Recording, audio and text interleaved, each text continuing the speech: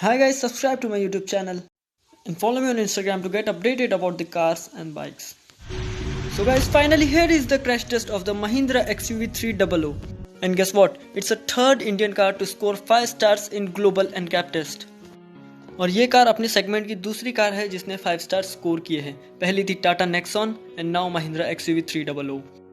और कंट्री की ये थर्ड ऐसी कार है जिसने 5 स्टार स्कोर किए हैं। पहले थी नेक्सॉन, फिर आई टाटा की एल्ट्रोस और अब महिंद्रा XUV300।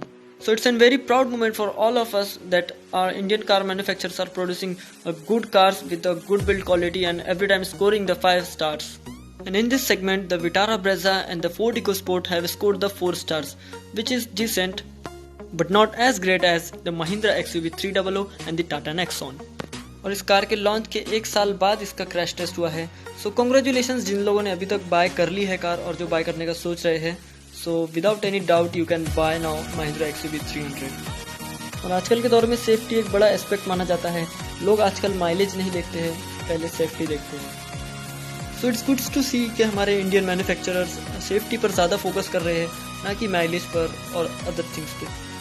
इस कार ने 5 स्टार स्कोर किए हैं एडल्ट सेफ्टी में और 4 स्टार्स चाइल्ड सेफ्टी में। So guys, if you like this video, hit the like button and also subscribe to my channel. Till then, wear the seatbelt and drive safely. Take care. Bye bye.